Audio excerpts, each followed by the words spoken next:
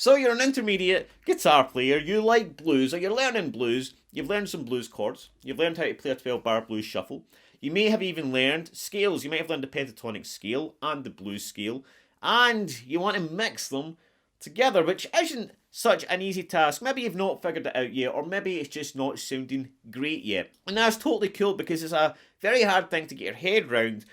Getting both down, you can do, but mixing them together and when you're playing a progression, having that progression always going in your head so that you can always hear the chord changes regardless of what you're playing, whether you're playing rhythm or lead. The progression is still heard by you and it's still heard by the listener. There's a few questions that you might have when you're trying to do this. So should you be playing a shuffle? Should you be playing chords? Should you be mixing them both together?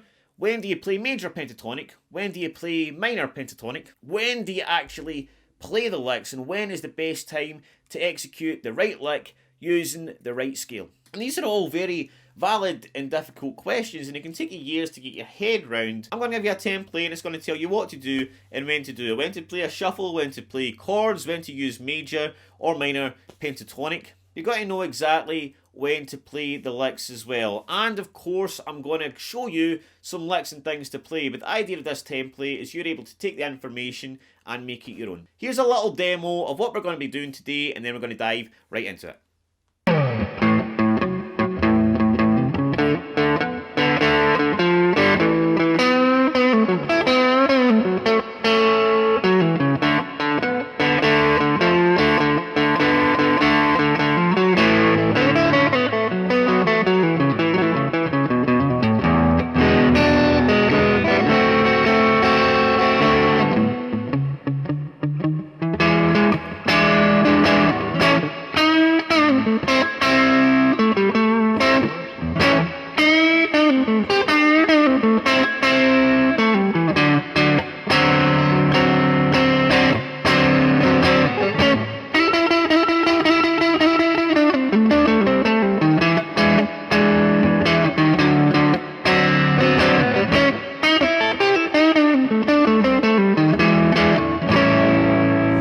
So we're going to be playing this whole thing in the key of A, which means our 1 chord will be an A7, our 4 chord will be an E7, and our 5 chord will be a D7.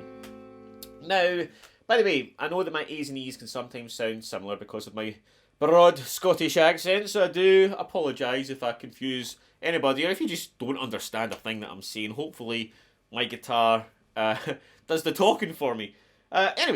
Yes, we've got an A, an E, and a D. Now, we're going to be playing 2 rounds of a 12-bar blues, alright? Which means we're using 2 different templates, so you've got more variety. You've got different chord shapes and different scales that you'll be able to play. So this is going to be a lot of fun, and I hope you get a lot out of this. The first round of 12-bar blues, we're going to be using some shuffle format. We're going to use open chords as well. And we're also going to use the A major pentatonic scale.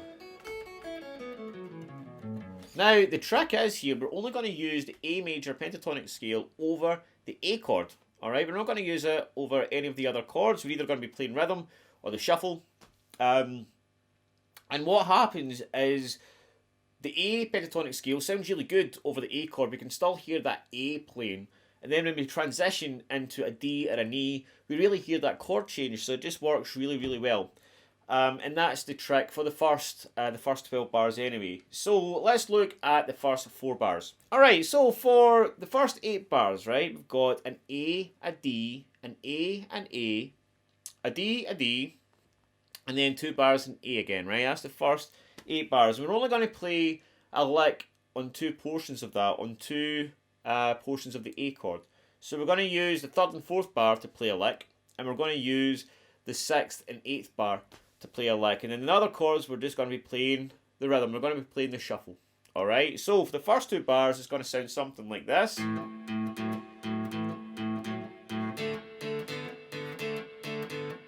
Something nice and simple, as long as you've got that count of 4 going on your head. 1, a 2, a 3, a 4. Now we can add in some extra notes to make that a little bit more spicy, if you want. On the open strings, we can add in anything from 0, 3, 4.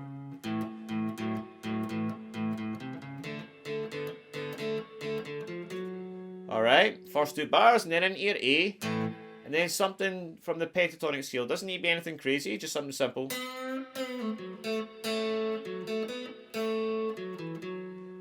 Alright? And again, I've got that count of 4 going on in my head, right? I've counted 2 bars there. That eventually just happens with your ear, alright? So don't focus too much on the counting, just rely on your intuition. It's time to change bar. Okay, so that's the first 4 bars, and then I'm going to get back in to the D. Now, I always try and set myself up from the lick.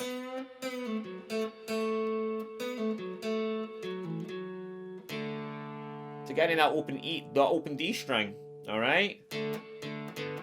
For 4 bars. So 2 bars. Alright, and then back into my A for another 2 bars.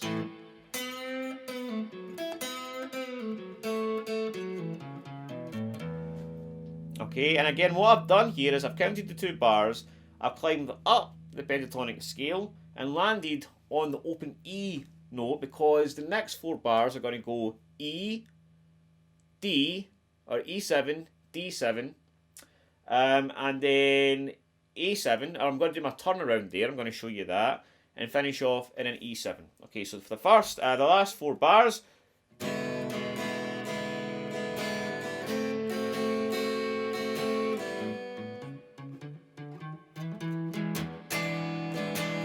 alright, so again I played my E7,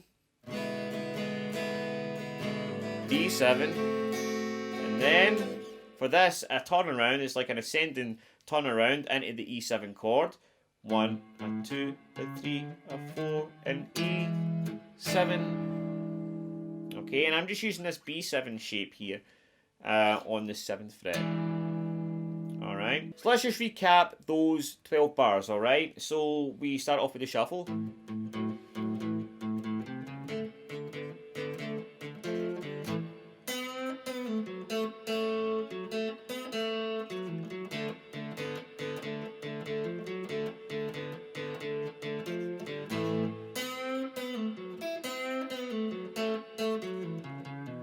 Again, landing on the E.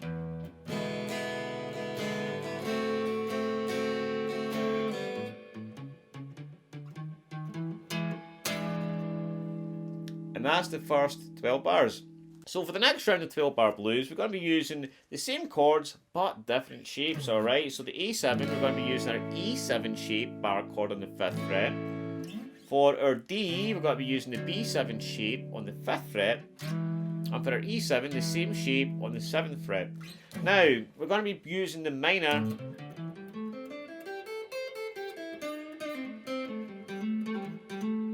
pentatonic scale for this, okay? So we used the major before, and the difference is it's the same shape, but the root note is on the 2 on the G for the A major.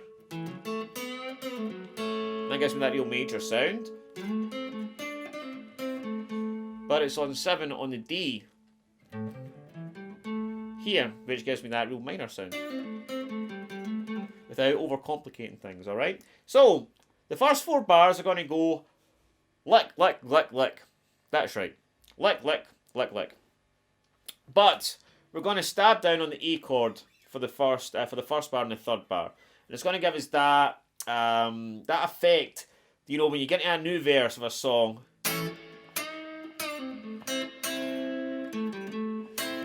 where you've got a singer and there's just a stab of a chord.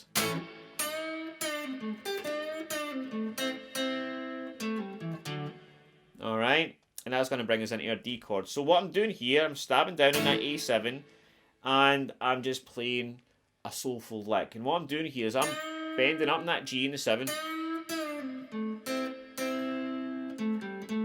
and landing on the C note here, right? A nice open note, which makes it sound like I'm asking a question rather than resolving right away. Okay, that's a little trick about call and response. So if you want to ask a question, finish on another note, alright? Or one that just sounds good. And you want to resolve, you bring it back to the root. Okay, so and then for the next lick, I like to do something similar, but add something higher, alright, to give a more impactful effect.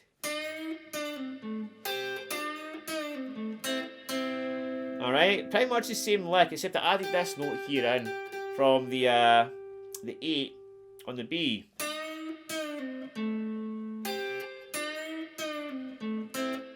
Then I'm going to climb up till I get to my D, alright? And I can go right into that D7. And that's the first 4 bars. So for the D, I'm just going to strum for 2 bars. 1, 2, 3, 4. 1, 2, 3, 4. Back into the E. And what I'm going to do this time is I'm going to do a little double stop lick.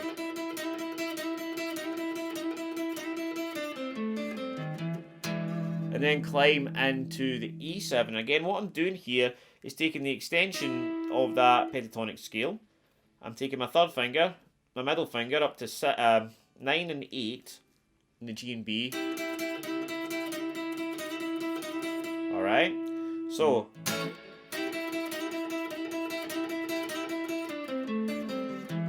alright, I come back and just climb up. And honestly, God, I don't really think too much about the notes that I'm hitting here. The lick's probably different every time. The more important thing is the timing.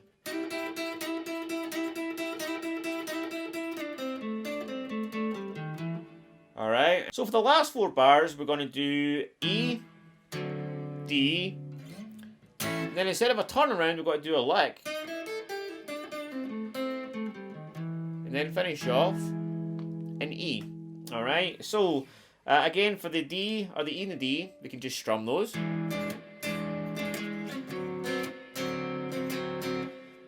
We can also go down chromatically. And then a lick that brings us up the scale and into this note here.